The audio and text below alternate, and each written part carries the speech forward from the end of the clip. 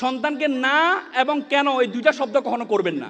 আমি আবারও বলছি, সন্তানকে না এবং কেন। সন্তানকে বলবেন না যে বাবা বৃষ্টিতে ভিজো না, বাবা আইসক্রিম খেও না, বলবেন না। সন্তানকে বলবেন যে বাবা বৃষ্টিতে ভিজলে কিন্তু তোমার জ্বর আসবে, বাবা আইসক্রিম খাও, আইসক্রিম খেলে তোমার ঠান্ডা লাগবে। যখন তার ঠান্ডা লাগবে তখন সে বুঝবে মা যে আমাকে বলেছে যে এটা খেলে ঠান্ডা, এটা তো আমি তো আর খাবো না। আপনি যখন সন্তানকে কেন প্রশ্ন করেন যে বাবা তুমি কি অমুক গাছের আম পেরেছো, আপনার কেন প্রশ্নের উত্তর এবং আপনার চোখের ভঙ্গিমা দেখে সে ডিফেন্স নিয়ে নেয়। সে বলে যে না মা আমি তো পারি না, রফিক পেরেছে। কিন্তু আপনি যদি বলেন যে বাবা অমুক গাছের আম অনুমতি ছাড়া পারা ঠিক না, তাহলে বলে ঠিক আছে মা আমি আর পারবো না। আপনি যদি বলেন বাবা দেয়ালে এঁকেছো কেন, কেন প্রশ্ন শুনে আপনি এটা করবেন না। আপনি বলেন যে বাবা তুমি কি আঁকবা, আঁকলে তুমি কাগজে আঁকো, এই দেয়ালে যে আঁকছো এটা নিয়ে তো আমি তোমার স্কুলে তোমার ম্যামকে দেখাইতে পারবো না, তুমি বরং কাগজে আঁকো, আমি সবাইকে দেখাবো। তখন বলছে ঠিক আছে মা আমি কাগজে আঁকবো। এই জন্য সন্তানকে না এবং কেন এই দুইটি প্রশ্ন করবেন না। সন্তানকে সবসময় পজিটিভিটি শিখাবেন, সন্তানকে সবসময় পজিটিভিটি শিখাবেন। আজকে আমাদের দেশে যে শিক্ষা ব্যবস্থাগুলো আছে, দুই ধরনের শিক্ষা ব্যবস্থা আছে। একটা হচ্ছে জেনারেল এডুকেশন সিস্টেম, আর একটা হচ্ছে মাদ্রাসা এডুকেশন সিস্টেম। এই দুইটা সিস্টেমে আমরা দেখি মাদ্রাসা যে এডুকেশন সিস্টেম আছে, এই সিস্টেমে শুধুমাত্র ধর্মীয় নলেজকে এমফেসাইজ করা হয়, জাগতিক নলেজ প্রদান করা হয় না। আর স্কুলগুলো জেনারেল যে সিস্টেম আছে আমাদের জেনারেল এডুকেশন সিস্টেম, সেই সিস্টেমে আমরা দেখি এডুকেশন সিস্টেমে আমরা দেখতে পাই এক ধরনের যারা স্কুল এডুকেশন সিস্টেমগুলো আছে বা জেনারেল এডুকেশন সিস্টেমে আমরা দেখেছি তাদেরকে ধর্মীয় নলেজ দেওয়া হয় না। এজন্য আমাদের দেশে প্রচুর ডাক্তার তৈরি হচ্ছে, প্রচুর ইঞ্জিনিয়ার তৈরি হচ্ছে, প্রচুর আইনজীবী তৈরি হচ্ছে, কিন্তু মোরাল নৈতিকতা সম্পূর্ণ ডাক্তার, ইঞ্জিনিয়ার এবং আইনজীবী তৈরি হচ্ছে না। এজন্য যে ওয়াফা আপনি দেখেন পৃথিবীতে, আপনি সভ্য দেশ বলা হয় তাকে পৃথিবীর সবচেয়ে সুখী দেশ বলা হয় ফিনল্যান্ডকে। সেই ফিনল্যান্ডের এডুকেশন সিস্টেম যদি আপনি একটু দেখেন, তাদের যে প্রাথমিক শিক্ষা সিস্টেম, তাদের যে প্রাথমিক শিক্ষা ব্যবস্থায় তারা যে শিক্ষকগুলো নিয়োগ দেয়, সেই শিক্ষককে একটা সার্টিফিকেটের প্রয়োজন হয়। মানে সেই শিক্ষককে একটা CRI, certificate of religion study, CRS, তার মানে তাদের যে ধর্মীয় যে শিক্ষা, সেই শিক্ষা শিক্ষিত একটা সার্টিফিকেট দিতে হয় শিক্ষকদেরকে। কারণ তারা মনে করে একটা সন্তান ছোটবেলায় যদি তার মধ্যে ধর্মীয় নলেজ না থাকে তাহলে পরবর্তীতে সে ভয়ঙ্কর আকার ধারণ হয়। কারণ আপনি যদি ছোটবেলায় একটা গাছকে বাঁকা করে লাগান, একটা গাছ আপনি বাঁকা করে লাগালেন, পরবর্তীতে বড় হওয়ার পর আপনি যখন দেখতে পাচ্ছেন গাছটা জানালা দিয়ে আপনার ঘরে ঢুকছে, তখন আপনি চেষ্টা করছেন এই গাছটাকে সোজা করার জন্য, কিন্তু আপনি সোজা করতে পারছেন না। কারণ কি? কারণ যখন সে বড় হয়ে যায় তখন আপনি চাইলেও ওই বাঁকাকে সোজা করতে পারবেন না। কিন্তু যখন আপনি গাছটা রোপণ করবেন, তখন যদি এই গাছটাকে আপনি সুন্দর করে সোজা রোপণ করেন, এই গাছটা যত বড় হবে এই গাছটা সোজা থাকবে। আমাদের শিক্ষা ব্যবস্থা ইজ দ্য ভেরি অ্যালার্মিং। বলা হয় তাকে বাংলাদেশের যে শিক্ষা ব্যবস্থা, এই শিক্ষা ব্যবস্থা পৃথিবীর যে শিক্ষা ব্যবস্থা যে সূচক, সেই সূচকে এই শিক্ষা ব্যবস্থা হচ্ছে 123তম আমাদের শিক্ষা ব্যবস্থা। এবং এশিয়ার, সাউথ এশিয়ার সবচেয়ে নিম্নমানের শিক্ষা ব্যবস্থা যে বাংলাদেশের শিক্ষা ব্যবস্থা। আমাদের ছোটবেলায় আমরা একসময় দেখতাম আমরা মুক্তবে যেতাম। আমরা বলি যে মুরব্বীরা বাচ্চারা এখন সালাম দেয় না, কারণ আমরা ছোটবেলায় আমাদেরকে মুক্তব শিখিয়েছে যে বড়দেরকে তো দেখলে তোমরা সালাম দিবা। আমাদেরকে ধর্মীয় অনুভূতি এবং ধর্মীয় শিক্ষাটা আমরা মুক্তব থেকে পেয়েছি। কিন্তু এখন বর্তমানে বাংলাদেশের যে স্কুল সিস্টেমগুলো আছে, স্কুলগুলো 7টা থেকে শুরু হয়।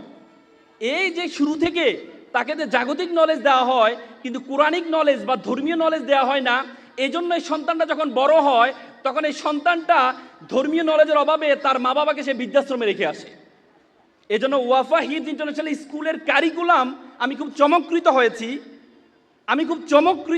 I have lost my word to manifest my opinion about this school. যে স্কুল একটা আন্তর্জাতিক মানের একটা স্কুল, কিন্তু সেই স্কুলের যে প্রাথমিক যে নলেজ সেটাকে ধর্মীয় নলেজকে এমফেসাইজ করেছেন। আল্লাহ তাআলা প্রথম তার রাসূলকে যে প্রথম যে নির্দেশনা দিয়েছেন সেটি হচ্ছে ইকরা বিসমি রব্বিকাল্লাযী খলক, পড়ো তোমার প্রভুর নামে যিনি তোমাকে সৃষ্টি করেছেন। তার মানে আল্লাহ তাআলা প্রথমে যে নলেজটা এমফেসাইজ করেছেন সেটা হচ্ছে ধর্মীয় নলেজ। আজকে আমরা মাদ্রাসাগুলোকে দেখি শুধুমাত্র এই ধর্মীয় নলেজের মধ্যে সীমাবদ্ধ, স্কুলগুলোকে দেখি আমরা জাগতিক নলেজের মধ্যে সীমাবদ্ধ। কিন্তু আল্লাহ তাআলা যে পরবর্তী যে পরের আয়াতটি, খলাকাল ইনসানা মিন আলাক, তোমাকে আমি জমাট বাঁধা রক্ত থেকে সৃষ্টি করেছি, আল্লাহ তাআলা এখানে জীববিজ্ঞান শিখিয়েছেন। তার মানে আল্লাহ তাআলা বলেছেন তুমি প্রথমে তুমি কোরআনিক নলেজ অর্জন করবা, দ্বিতীয় যে নলেজটি অর্জন করবা সেটি হচ্ছে তোমার জাগতিক নলেজ। এই দুটি নলেজের যদি সমন্বয় হয় তাহলে এই নলেজ দিয়ে কখনো ক্ষতিগ্রস্ত মানুষ তৈরি হয় না। আজকে যে স্কুল যে চমৎকার তাদের যে কারিকুলাম করেছে, হাফেজ বলা যায় ছোটবেলায় একজন হাফেজ, আমরা তো আসলে যারা আমাদের সন্তানকে হাফেজ বানাই, আমাদের অভিভাবকদের মধ্যে একটা ধারণা আমাদের পরিবারে যে সন্তানটা একটু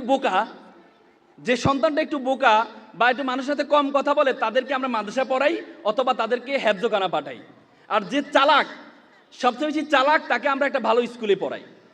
কিন্তু বুঝতে হবে একজন হাফেজ, আর আল্লাহ রাসূল বলেছেন আহলুল কোরআন ও আহলুল্লাহ,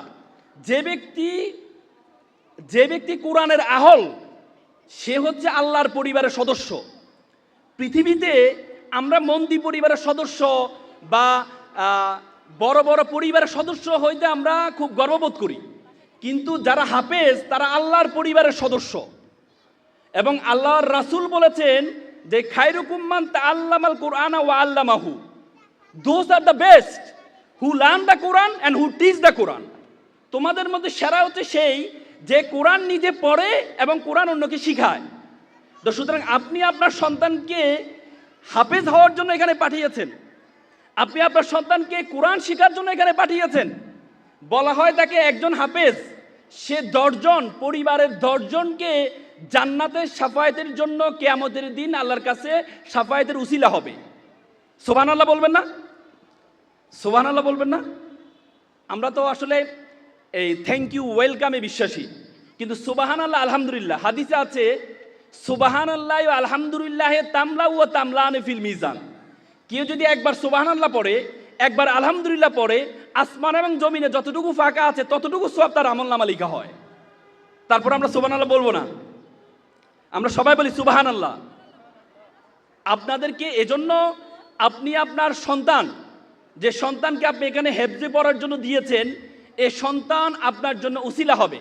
আজকে এখানে অনেকের অফিস ছিল কিন্তু অফিস রেখে আপনি এখানে আসছেন, অনেক মায়ের অনেক কাজ ছিল, তারপরে আপনি এখানে আপনার সন্তানকে নিয়ে আসছেন। কেন নিয়ে আসছেন? কারণ আপনি আপনার সন্তানকে সবচেয়ে বেশি ভালোবাসেন, আপনি আপনার সন্তানকে সবচেয়ে বেশি পছন্দ করেন। সেজন্য আমি আজকে অভিভাবক যারা এখানে আছেন, আমি পৃথিবীর অনেক দেশে দেখেছি। I have visited 29 countries all over the world. আমি পৃথিবীর 29টা দেশে গিয়েছি। আমি যখনই কোনো দেশে যাই আমি সবসময় দেখার চেষ্টা করি সেখানে শিক্ষা ব্যবস্থা, স্কুলগুলোতে যাওয়ার চেষ্টা করি। কিছুদিন আগে আমি ইন্দোনেশিয়া গিয়েছিলাম, সেখানে জাকার্তার বারাক ওবামা যে স্কুলে পড়াশোনা করেছেন সেই স্কুলে যাওয়ার আমার সুযোগ হয়েছে। আমি সেখানে দেখেছি তাদের শিক্ষা কারিকুলাম, উন্নত বিশ্বের শিক্ষা কারিকুলামগুলো এত স্ট্রং হওয়ার মূল কারণ হচ্ছে উন্নত বিশ্বে প্রতি সপ্তাহে একটা দিন, কিন্ডারগার্টেনের জন্য প্রতি সপ্তাহে একটা দিন তারা অভিভাবকদেরকে পড়ায়। মানে আপনি অবাক হবেন যে অভিভাবকদেরকে কেন পড়ায়। তারা একটা দিন সন্তানকে, শিক্ষার্থীদেরকে পড়ায় 5 দিন, একদিন পড়ায় অভিভাবকদেরকে আর আরেক দিন ছুটি থাকে। কেন একদিন পড়ায় জানেন? কারণ অভিভাবক, মনে রাখবেন, পরিবারের মা বাবা is the first teacher of the child. পিতা মাতা হচ্ছে একটা সন্তানের প্রথম শিক্ষক, আর family is the first university of the child. আর আপনার পরিবার হচ্ছে আপনার সন্তানের প্রথম বিশ্ববিদ্যালয়। একটা শিক্ষার্থী স্কুলে থাকে 3 থেকে 4 ঘন্টা, আর 19 থেকে 20 ঘন্টা একটা শিক্ষার্থী থাকে কোথায়? তার পরিবারে। তো সুতরাং পরিবারে যাহা দেখবে একটা মেয়েকে বলা হয়েছে, আচ্ছা বলো তো তুমি এত ভালো আচরণ কিভাবে করো, তোমাকে ভালো আচরণ কে শিখিয়েছে? সে বলেছে আমি তো কোনো ভালো আচরণ কোনো কিছু শিখিনি, আমার পরিবারে সবাই এভাবে আচরণ করে, এই জন্য আমি এভাবে আচরণ করি। তার মানে সন্তান বলা হয় লার্ন ইন বিহেভিয়ার। সন্তান আপনার থেকে দেখে শিখে।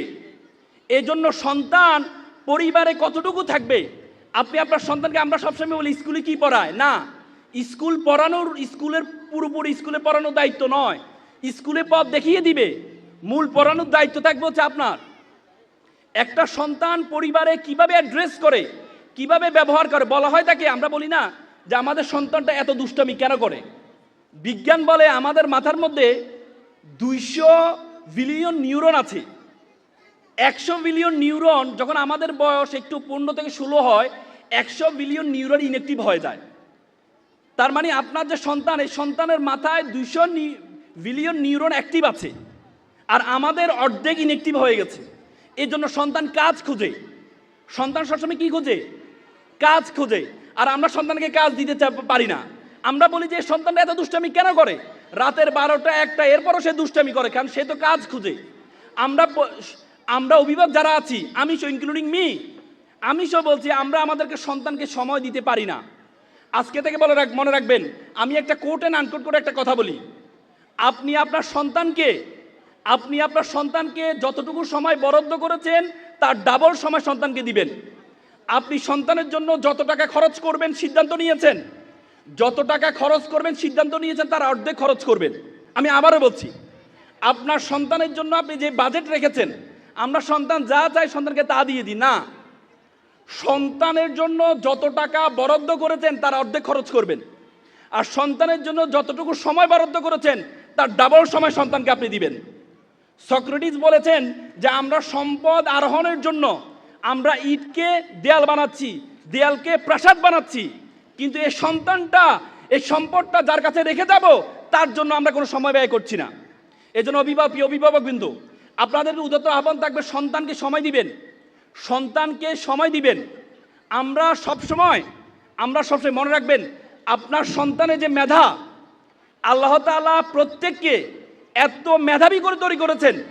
পৃথিবীর এই বিশ্ব জগতে যা কিছু আছে সবচেয়ে মূল্যবান হচ্ছে মানুষ। আইনস্টাইনের মৃত্যুর পরে তার ব্রেনকে চুরি করা হয়েছিল। একজন আমেরিকান চিকিৎসক তার ব্রেনটা চুরি করেছেন, যে আইনস্টাইন এত মেধাবী কেন, তার ব্রেনে কোনো পার্থক্য আছে কিনা। তারা দেখেছে যে আইনস্টাইনের ব্রেন এবং আমাদের যে ব্রেন, এই ব্রেনের মধ্যে কোনো পার্থক্য নাই। পৃথিবীর সকলের ব্রেন সমান, কিন্তু ব্যাপারটা হচ্ছে আমরা আমাদের সন্তানকে কোথায় কাজে লাগাবো এই জিনিসটাই বুঝি না। আমরা মনে করি যে পাশের বাসার ভাবির মেয়েটা নাচে, আমার মেয়েকেও নাচতে হবে। পাশের বাসার মেয়েটা গান গায়, আমার মেয়েকেও গান গাইতে হবে। পাশের বাসার মেয়েটা ফার্স্ট ক্লাস ফার্স্ট হয়েছে বা স্কুলে ফার্স্ট হয়েছে, আমার সন্তানকেও ফার্স্ট হইতে হবে না। আপনার সন্তানকে আল্লাহ তাআলা সকল যোগ্যতা দিয়ে তৈরি করেন নাই। আল্লাহ তাআলা বলেছেন লাকাদ খালাকনাল ইনসানা ফিল কাবাদ। আল্লাহ বলেছেন আমি তোমাকে ত্রুটি দিয়ে সৃষ্টি করেছি। আমরা পৃথিবীতে আসছি কেন জানেন? আমরা পৃথিবীতে আসছি হচ্ছে অপরাধ স্বরূপ। আদম আলাইহিস সালাম হাওয়া আলাইহিস সালাম যখন ফলটা খেয়েছেন, শাস্তি স্বরূপ ওনাদেরকে পৃথিবীতে পাঠানো হয়েছে। তার মানে যাদেরকে শাস্তি স্বরূপ পৃথিবীতে পাঠানো হয়েছে তাদের মধ্যে দুর্বলতা থাকবেই। আপনার সন্তানের মধ্যে উইকনেস আছে, কিন্তু স্ট্রেংথ আছে। আপনাকে বের করতে হবে সেই স্ট্রেংথটা কি। আপনারা জানেন 2006 সালে বাংলাদেশে একটা অপটিক্যাল ফাইবার স্টেশন করা হয়েছে কক্সবাজারে। অপটিক্যাল ফাইবার স্টেশন এটা হচ্ছে আপনার Spain, Portugal, Singapore, Malaysia, Philippines হয়ে আমাদের কক্সবাজার যুক্ত হয়েছে একটা তার, অপটিক্যাল ফাইবার। এই তারটার কারণে আজকে পুরো পৃথিবীটা আমাদের হাতের মুঠো চলে আসছে। আজকে আমেরিকা কি করছে আমরা এখান থেকে দেখতে পাচ্ছি, এখানে কি হচ্ছে আমেরিকা থেকে দেখতে পাচ্ছি। কিসের কারণে জানেন? এই অপটিক্যাল ফাইবার কারণে। বিজ্ঞান বলে এই অপটিক্যাল ফাইবারটা ছিল মাত্র 17,000 কিলোমিটার। বিজ্ঞান বলে আমাদের মাথার মধ্যে যে নার্ভ আছে, যে তার আছে, বলা হয় 2 কোটি তার আছে। বলা হয় থেকে একটা তারকে যদি আরেকটা তারের সাথে যুক্ত করা হয় তাহলে 2 লক্ষ কিলোমিটার হবে তারের দূরত্ব। তার মানে দেখেন 17,000 কিলোমিটার দিয়ে পুরো পৃথিবীটা আমার হাতের মুঠে চলে আসছে, 2 লক্ষ কিলোমিটার দিয়ে পুরো বিশ্ব জগৎ আপনার হাতের মুঠে চলে আসবে। আমাদের ধারণা আছে? আমাকে বলুন তো এই পৃথিবীর আয়তন কত বলুন তো? এই পৃথিবীর আয়তন 52 কোটি বর্গ কিলোমিটার। এই 52 কোটি বর্গ কিলোমিটার পৃথিবীতে 7টা মহাদেশ আছে, 5টা মহাসাগর আছে। এই 52 কোটি বর্গ কিলোমিটার পৃথিবীটাকে আমরা যে সূর্যটা দেখতে পাই, সূর্যের মধ্যে যদি ঢুকিয়ে দেওয়া হয় তাহলে 13 লক্ষ পৃথিবী ঢুকিয়ে দেওয়া সম্ভব। কত লক্ষ? 13 লক্ষ। আর সূর্য একটা নক্ষত্র, বলা হয় তাকে বিশ্বজগতে একটা নক্ষত্র আছে, তার নাম হচ্ছে জোয়েস ব্যাটেল। সে জোয়েস ব্যাটেল যে নক্ষত্র, এই নক্ষত্রের মধ্যে যদি সূর্যকে ঢুকিয়ে দেওয়া হয় তাহলে 30 কোটি সূর্য ঢুকিয়ে দেওয়া সম্ভব। সুবহানাল্লাহ বলবেন না? এ পুরো বিশ্ব জগতের মধ্যে আল্লাহ তাআলা আমাদেরকে আপনাকে বলেছেন কুনতুম খায়রা উম্মাত। আল্লাহ বলছে you are the noblest nation, you are the best nation. আল্লাহ বলছে বিশ্ব জগতে যা কিছু আছে সব কিছু I created for you and you are created for almighty, worship of almighty. আল্লাহ বলেছেন বিশ্ব জগতে যা কিছু আছে আমি সব কিছু তোমার জন্য সৃষ্টি করেছি। হুয়াল্লাযী খলাকালাকুম মা ফিল আরদি জামিয়া। আল্লাহ বলেছে বিশ্ব জগতে যা কিছু আছে সব কিছু আমি তোমার জন্য সৃষ্টি করেছি। আর তোমাকে আমি সৃষ্টি করেছি ওয়ামা খলাকতুল জিন্না ওয়াল ইনসা ইল্লা লিয়াবুদুন। আর তোমাকে আমি সৃষ্টি করেছি শুধুমাত্র আমার ইবাদত করার জন্য, আমার ইবাদত করার জন্য। এখন আমরা ইবাদত বলতে বুঝি শুধু নামাজ পড়া ইবাদত, রোজা রাখা ইবাদত না। এই যে পড়াশোনা করা, এই যে জ্ঞান অর্জন করা, এটা সবচেয়ে বড় ইবাদত। আল্লাহ তাআলা কোরআনে বলছে হাল ইয়াস্তাবিল্লাযিনা ইয়ালামুনা ওয়াল্লাযিনা লা ইয়ালামুন, who knows and who doesn't know all are not same. যে জানে আর যে জানে না সে কখনো এক নয়। নামাজের কথা কোরআনে 82 বার বলেছেন, কোরআনে 82 বার জ্ঞান অর্জন করার কথা বলেছেন। তো সুতরাং আজকে আপনি আপনার সন্তানের মেধা বুঝতে হবে, সন্তানের মেধা বুঝতে হবে। আপনারা জানেন একটা মানুষ সর্বোচ্চ, আমরা সর্বোচ্চ 3 দিন না খেয়ে থাকতে পারি, আমরা 3 দিন না খেয়ে থাকতে পারি, আমরা 3 দিন পানি না খেয়ে থাকতে পারি, 21 দিন আমরা না খেয়ে থাকতে পারি, 3 মিনিট আমরা শ্বাস প্রশ্বাস না নিয়ে থাকতে পারি। আপনি কি জানেন প্রতিদিন আমরা 20 থেকে 30,000 বার শ্বাস প্রশ্বাস গ্রহণ করি এবং প্রতি মিনিটে 7 থেকে 8 লিটার আমরা অক্সিজেন গ্রহণ করি এবং প্রতিদিন বা 10 থেকে 12,000 লিটার আমরা অক্সিজেন গ্রহণ করে থাকি। আমাদের ফুসফুস মাত্র 550 লিটার অক্সিজেন, পিওর অক্সিজেন গ্রহণ করে থাকে। বলা হয় তাকে 550 লিটার অক্সিজেনকে যদি সিলিন্ডারাইজ করা হয় তাহলে এটার মূল্য হবে 18 লক্ষ টাকা।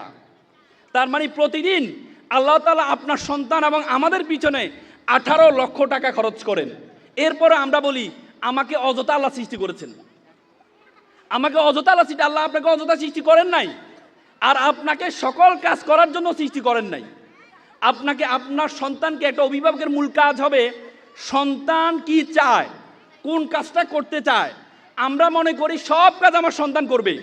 একবার একটা বনে সিংহ একটা প্রতিযোগিতা আয়োজন করেছে, সিংহ তার যত বাচ্চা আছে, বাঘের বাচ্চা, সিংহের বাচ্চা, যত প্রাণীর বাচ্চা আছে সব প্রাণীর বাচ্চাকে নিয়ে একটা প্রতিযোগিতা আয়োজন করেছে। তো প্রতিযোগিতা যেহেতু আয়োজন করেছে, পরবর্তীতে দেখা যায় সিংহ তার সন্তানকে বলে যে বাবা, তোমার বাবা বনের রাজা, তোমাকে ফার্স্ট হইতে হবে। পরবর্তী প্রতিযোগিতা অংশগ্রহণ করেছে, প্রথম প্রতিযোগিতা সাঁতার প্রতিযোগিতায় দেখা গেল সিংহের বাচ্চাকে পিছনে ফেলে, বাঘের বাচ্চাকে পিছনে ফেলে আপনার কুমিরের বাচ্চা ফার্স্ট হয়েছে, সিংহের বাচ্চা সবাই লাস্ট। সিংহ তো খেপে গেল, কিরে বেটা তোর বাবা বনের রাজা, তুই লাস্ট হইলি, তোকে আমি সতর্ক করলাম, তুই যদি এবার ফার্স্ট না হোস তাহলে তোকে আমি ত্যায্য করে দিব। পরবর্তী প্রতিযোগিতা আয়োজন করেছে উড়ার প্রতিযোগিতা। দেখা গেল উড়ার প্রতিযোগিতায় সিংহের বাচ্চাকে পিছনে পেলে, বাঘের বাচ্চাকে পিছনে পেলে বানরের বাচ্চা ফার্স্ট হয়েছে। সিংহ তো মেজাজ খারাপ, তার ছেলে সবাই লাস্ট। আচ্ছা আপনি আমাকে বলুন তো, পরবর্তী সিংহ তার সন্তানকে ত্যায্য করে দেয়, তোর মতো সন্তান আমার দরকার নেই। আচ্ছা আপনি আমাকে বলুন তো, সিংহের কাজ কি উড়া? সিংহের কাজ কি সাঁতার কাটা? না, সিংহের কাজ উড়াও না, সিংহের কাজ সাঁতার কাটাও না। প্রত্যেকটা মানুষের নেচার আলাদা, প্রত্যেকটা সন্তানের নেচার আলাদা। আপনি আপনার সন্তানকে তার কোন দিকে ঝুঁক সেটা বের করুন। আপনি দেখেছেন মিস্টার বিনের নাম শুনেছেন? মিস্টার বিন অক্সফোর্ডের ছাত্র ছিল, তার খুব স্বপ্ন সে নাটিকা করবে। তো অক্সফোর্ড থিয়েটারে সে ভর্তি হওয়ার পর তাকে একটা ডায়লগ দেয়, সে ডায়লগটা বলতে পারে না। তখন অক্সফোর্ড থিয়েটার বলছে তুমি ডায়লগ দিতে পারো না, তোমাকে দিয়ে কি হবে? পরে তাকে ত্যায্য করে দেয়। মিস্টার বিন পরে চিন্তা করলো আমি ডায়লগ দিতে পারি নাই, আমাকে বের করে দেওয়া হয়েছে, সরি, আমি এমন একটা নাটিকা আবিষ্কার করবো যে নাটিকা কোনো ডায়লগ দিতে হবে না। পরবর্তী মিস্টার বিন 3 বছরের মাথায় মুখ অভিনয় করে এত বেশি নন্দিত হয়েছেন, অক্সফোর্ড থিয়েটার তাকে নিয়ে পুরস্কৃত করেছেন। এখন আমরা তো বুঝি না, আমরা তো মনে করি ভালো কথা বলতে পারা এটাই সবচেয়ে বড় যোগ্যতা। না, আপনার সন্তানরা হয়তো ভালো কথা বলতে পারেন না, কিন্তু আপনার সন্তানের মধ্যে এমন একটা যোগ্যতা আছেন। আল্লাহ তাআলা কোরআনে বলেছেন, আমি আল্লাহ তাআলা কোরআনে একটা আয়াত বলেছেন, লাকাদ খালাকনাল ইনসানা ফি আহসানি তাকওয়িম। আল্লাহ বলেছেন, আমি তোমাকে উত্তম আকৃতি দিয়ে সৃষ্টি করেছি, উত্তম আকৃতি দিয়ে সৃষ্টি করেছি। আল্লাহ তাআলা বলেছেন। এই আয়াতটা বলতে গিয়ে আল্লাহ 4 বার কসম খেয়েছেন। আমরা কোনো একটা জিনিসকে গুরুত্ব দিতে গিয়ে কসম খাই, যেমন বলি না মায়ের কসম, বাচ্চার কসম, তার মানে কি গুরুত্ব দিতে গিয়ে। তেমনি আল্লাহ তাআলা বলেছেন ওয়া তিন, তিনের কসম, ওয়া জাইতুন, জাইতুন ফলের কসম, ওয়া তুরি সিনিন, সিনা পর্বতের কসম, লাকাদ খালাকনাল ইনসানা ফি আহসানি তাকওয়িম, তোমাকে আমি উত্তম আকৃতি দিয়ে সৃষ্টি করেছি। আপনার সন্তান একটু কালো হলে আপনার মন খারাপ হয়, সন্তানের হাতে একটু প্রবলেম হলে আপনার মন খারাপ হয় না? মন খারাপ কখনো করবেন না, সন্তানকে কোনো হতাশ করবেন না। আজকে যে বাল্বের মাধ্যমে আমরা বিভিন্ন প্রোগ্রাম দেখতে পাই, এই বাল্বটা আবিষ্কার করছে কে জানেন? Thomas Alva Edison. Thomas Alva Edison ছোটবেলায় তাকে বলে অটিস্টিক ছিল। টমাস আলভা এডিসন বিভিন্ন মুরগির খোয়ারে ঢুকে যেতেন, যে মুরগি যদি ডিম পারে তাহলে আমি একটা ডিম দিয়ে দেখি ডিম পারে কিনা। পরবর্তী স্কুল কর্তৃপক্ষ তাকে, মাকে একটা চিঠি ধরিয়ে দিলেন, বলতে আপনার সন্তানকে নিয়ে যান, এই গর্দভ স্টুডেন্ট, এই স্কুল অন্যান্য শিক্ষার্থীরা নষ্ট হয়ে যাচ্ছে। মা চিঠিটা নিয়ে বাসায় গেল। আলভা এডিসন জিজ্ঞেস করলো, মা চিঠিতে কি লেখা আছে? মা বলেছে, চিঠিতে লেখা আছে তোমার মতো মেধাবী এই স্কুল তোমার জন্য যোগ্য না। তখন টমাস আলভা এডিসন চিন্তা করলো, আমি এত মেধাবী, আমি তো জানতাম না। পরবর্তীতে টমাস আলভা এডিসন পরবর্তীতে যখন বৈজ্ঞানিক হয়, তখন তার মা মারা গিয়েছিল। আলমিরা থেকে চিরকুটটা সে বের করেছেন, চিরকুটটা বের করে চোখের পানি ফেলে দিয়েছেন। তার বই আছে, বইয়ের সে কাভারে লিখেছেন, ছোটবেলা আমি ছিলাম একটা গর্দভ, কিন্তু একটা মায়ের ইন্সপিরেশন পেয়ে, একটা মায়ের চাইল্ডহুড ইন্সপিরেশন পেয়ে আমি একটা মেধাবী এত বড় মানুষে পরিণত হয়েছি। তো সুতরাং আপনি আপনার সন্তানকে কোনো হতাশ করবেন না। সন্তানকে না এবং কেন এই দুইটা শব্দ কখনো করবেন না। আমি আবারও বলছি, সন্তানকে না এবং কেন। সন্তানকে বলবেন না যে বাবা বৃষ্টিতে ভিজো না, বাবা আইসক্রিম খেও না, বলবেন না। সন্তানকে বলবেন যে বাবা বৃষ্টিতে ভিজলে কিন্তু তোমার জ্বর আসবে। বাবা আইসক্রিম খাও, আইসক্রিম খেলে তোমার ঠান্ডা লাগবে। যখন তার ঠান্ডা লাগবে তখন সে বুঝবে মা যে আমাকে বলেছে যে এটা খেলে ঠান্ডা, এটা তো আমি তো আর খাবো না। আপনি যখন সন্তানকে কেন প্রশ্ন করেন যে বাবা তুমি কি অমুক গাছের আম পেরেছো, আপনার কেন প্রশ্নের উত্তর এবং আপনার চোখের ভঙ্গিমা দেখে সে ডিফেন্স নিয়ে নেয়। সে বলে যে না মা আমি তো পারি না, রফিক পেরেছে। কিন্তু আপনি যদি বলেন যে বাবা অমুক গাছের আম অনুমতি ছাড়া পারা ঠিক না, তাহলে বলে ঠিক আছে মা আমি আর পারবো না। আপনি যদি বলেন বাবা দেয়ালে এঁকেছো কেন, কেন প্রশ্ন শুনে আপনি এটা করবেন না। আপনি বলেন যে বাবা তুমি কি আঁকবা, আঁকলে তুমি কাগজে আঁকো, এই দেয়ালে যে আঁকছো এটা নিয়ে তো আমি তোমার স্কুলে তোমার ম্যামকে দেখাইতে পারবো না, তুমি বরং কাগজে আঁকো, আমি সবাইকে দেখাবো। তখন বলছে ঠিক আছে মা আমি কাগজে আঁকবো। এই জন্য সন্তানকে না এবং কেন এই দুইটি প্রশ্ন করবেন না। সন্তানকে সবসময় পজিটিভিটি শিখাবেন, সন্তানকে সবসময় পজিটিভিটি শিখাবেন। আমরা তো সন্তানকে শিখাবেন হচ্ছে পায়রার মতো। পায়রা দেখেছেন আপনারা? পায়রা দেখবেন, পায়রা যত কঠিন খাওয়া সব খায়, খাওয়ার পর দাঁত দিয়ে নরম করে এখানে ঝুলিতে রাখে।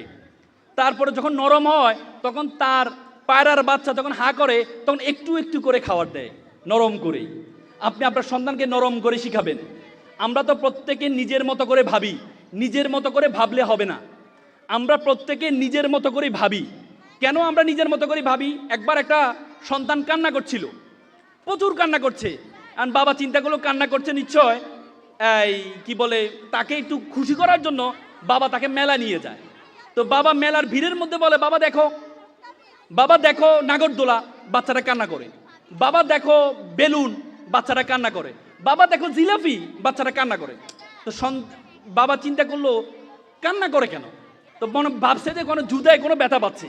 তখন বাবা নিচে বসে তার জুতাটাকে যখন খুলে যখন উপর দিকে তাকালো, তখন দেখা গেল এত মানুষের ভিড়ে এতক্ষণ পর্যন্ত যা দেখিয়েছে, যখন সন্তানের সমান হয়েছে, সন্তানের সমান হওয়ার পরে যখন দেখেছে এতক্ষণ যা দেখিয়েছে, বাচ্চা শুধু মানুষের মাথা ছাড়া আর কিছু দেখে নাই।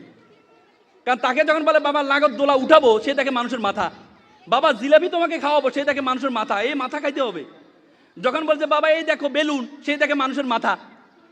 তার মানে এই যে আমরা যখন সন্তানের মতো করে যখন বসি, তখন সন্তানের মতো করে চিন্তাটা আমাদের মাথায় আসে। এই জন্য আপনি আপনার সন্তানকে চিন্তা করবেন সন্তানের মতো করে, আর সন্তানকে পরিশ্রম শিখাবেন। সন্তানকে আপনি পরিশ্রম শিখাবেন। আমরা সন্তানকে পরিশ্রমই করতে চাই না, আমরা সন্তানকে সার্ভাইভাল অফ দ্য ফিটেস্ট, সমাজের সাথে সার্ভাইভ করা শিখাতে চাই না আমরা। আপনি আপনার সন্তানকে সার্ভাইভ করার জন্য শিখাবেন। আপনি দেখবেন আপনারা জিরাফ দেখেছেন কখন? জিরাফ, বড় জিরাফ দেখেছেন? জিরাফ যখন বাচ্চা প্রসব করে,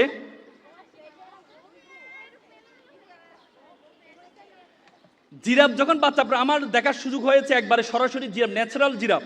আমি কয়েকদিন আগে আফ্রিকা গিয়েছিলাম। আফ্রিকার সেখানে মাসাই মারা সাফারি, পৃথিবীর 500 কিলোমিটার সবচেয়ে বড় সাফারি। সেখানে প্রকৃতিগতভাবে যে প্রাণীগুলো, সেই প্রাণীগুলো থাকে। সেখানে আমি দেখলাম একটা জিরাফ যখন সন্তান প্রসব করে, তখন সন্তানকে একটা লাথি মারে। লাথি মারার পরে সন্তানটা অনেক দূরে গিয়ে পড়ে। তো জিরাফ আবার ওখানে যায় সন্তানকে আবার যখন সন্তানের কাছে গিয়ে আবার লাথি মারে। আচ্ছা বলুন তো, সন্তানকে লাথি মারে কেন? জিরাফ খুব নিষ্ঠুর। এরপরে যখন আবার লাথি মারতে যায়, তখন জিরাফ যে দৌড়, বাচ্চারা যে দৌড়। কারণ জিরাফ জানে তার মাথায় শিং নেই, এখানে হিংস্র প্রাণীগুলো আছে। সে যদি না দৌড়াইতে পারে, তাহলে বড় হিংস্র প্রাণীগুলো তাকে খেয়ে ফেলবে। এই জন্য সে সন্তানকে ভালোবাসে বলেই একটা লাথি মারে। সন্তানকে সার্ভাইভ শিখাবেন। আপনারা দেখেছেন কিনা, আপনারা দেখেন কি রিসেন্টলি আমেরিকান একজন ক্লাইম্বার, সে তাইফে 101 একটা পৃথিবীর একসময় সবচেয়ে বড় বিল্ডিং ছিল, সেই বিল্ডিংয়ে কোনো ধরনের সেফটি গার্ড ছাড়া সে উঠেছে। দেখেছেন কিনা এটা? অ্যালেক্স হোল্যান্ড, সে হচ্ছে আমেরিকার একজন নাগরিক। সে 30 বছর ধরে প্র্যাকটিস করেছে কিভাবে কোনো ধরনের সেফটি ছাড়া উপরে উঠা যায়। তাকে জিজ্ঞেস করা হয়েছে আপনি এটা পেরেছেন কিভাবে? সে বলেছে আমি এটা পেরেছি, আমি 30 বছর ধরে প্র্যাকটিস করেছি একটা জিনিস, 30 বছর ধরে, এবং ভয়কে আমি জয় করেছি। আপনি যখন ভয়কে জয় করাইতে শিখাতে পারবেন সন্তানকে, তখন এই সন্তান বিশ্বনন্দিত হবে। এই সন্তানকে ভয়কে জয় করা শিখাবেন। মাইকেল ফিলিপস, আমেরিকার একজন সাঁতারু, সে 28টা স্বর্ণপদক পেয়েছে। পুরো এশিয়ায় কোনো একটি দেশ 28টা স্বর্ণপদক সবাই মিলে পায়নি, একাই 28টা স্বর্ণপদক পেয়েছে। তাকে জিজ্ঞেস করা হয়েছিল যে আপনি কিভাবে সফল হলেন? তিনি বললেন আমি প্রতিদিন 3-4 ঘন্টা প্র্যাকটিস করি। তো সাংবাদিক বলছে আপনি প্রতিদিন মাত্র 3-4 ঘন্টা? সে বলছে 3-4 ঘন্টা প্রতিদিন, মানে প্রতিদিন। যেদিন আমার বিয়ে হয়েছে ওই দিনও আমি 3-4 ঘন্টা প্র্যাকটিস করেছি। আমি অসুস্থ যেদিন, সেদিনও আমি 3-4 ঘন্টা প্র্যাকটিস করেছি। মানে প্রতিদিন, রেগুলারিটি, কন্টিনিউটি। এই জন্য আপনি সন্তানকে কন্টিনিউটি শিখাবেন। আমি আর কথা বাড়াবো না। আমি আমার জীবনের সবচেয়ে বড় একটা শিক্ষা এটা বলে আমি আমার কথা শেষ করব।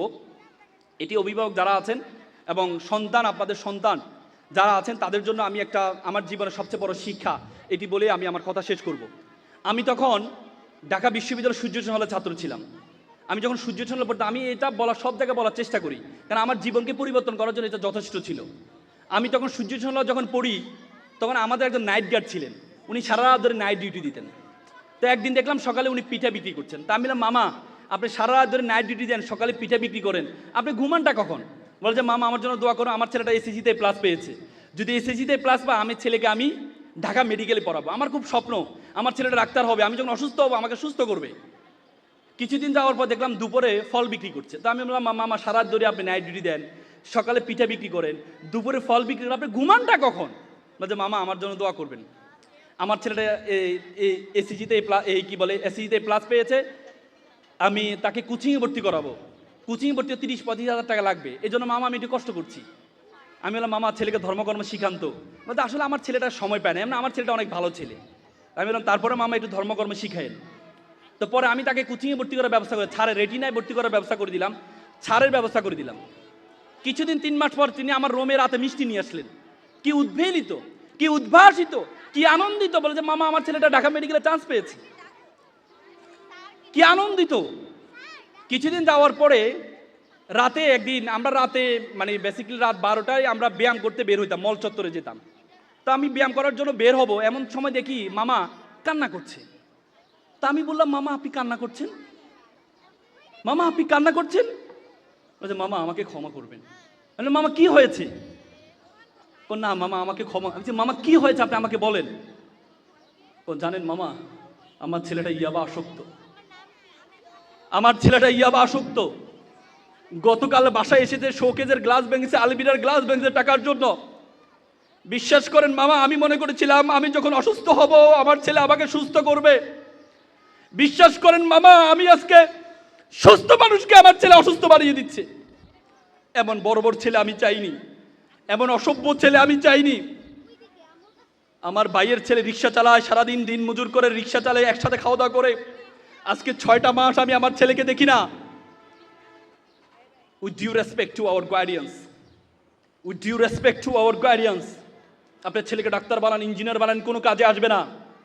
এ ছেলে যদি ধর্মীয় জ্ঞান না থাকে, এ ছেলে ভয়ঙ্কর আকার ধারণ করবে, ভয়ঙ্কর আকার ধারণ করবে। ইংল্যান্ডের শিক্ষা কমিশনের চেয়ারম্যান ছিল স্টিমলি হিল। ইংল্যান্ডের 40 বছর শিক্ষা ব্যবস্থা কোনো ধর্ম ছিল না। স্টিমলি হিল একদিন চিৎকার করে বলছিলেন, if you teach your children 3 years, তুমি যদি তোমার সন্তানকে 3 ইয়ার শিক্ষা দাও, রিডিং, রাইটিং, আর্থমেটিক, তুমি যদি তোমার সন্তানকে 4র্থ আর্থিক শিক্ষা দিতে ভুলে দাও, দ্যাট ইজ আ রিলিজিয়ন, তাহলে তুমি তোমার সন্তান থেকে 5ম আর্টি পাবা, রাস্কিলিটি, বর্বরতা, বর্বরতা, বর্বরতা।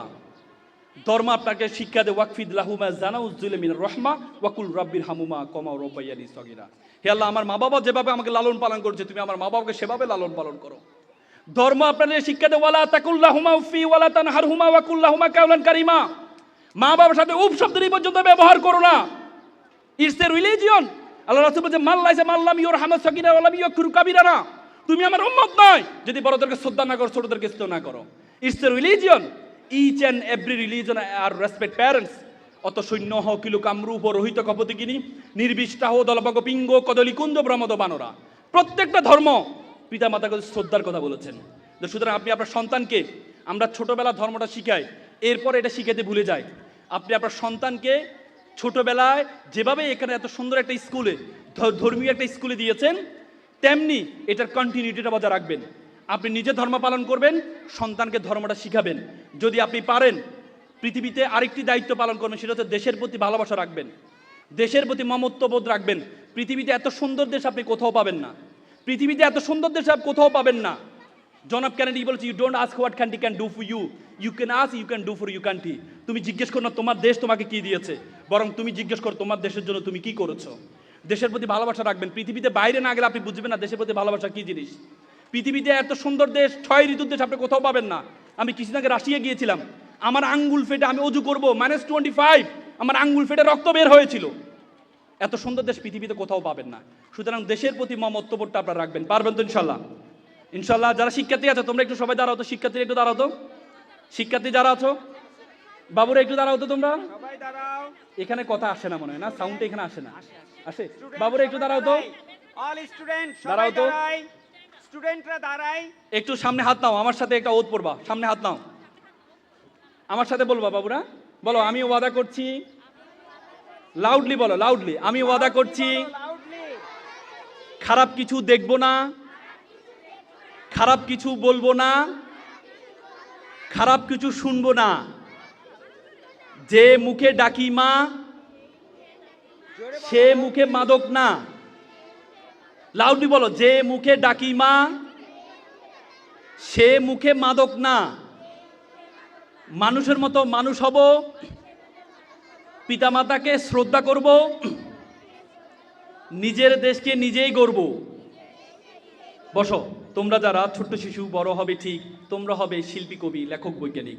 আজকে যারা ফুলের কলি, কালকে হবে ফুল। তোমরাই দূর করবে এই সমাজের ভুল। সকলে ভালো থাকবেন, সুস্থ থাকবেন। আসসালামু আলাইকুম।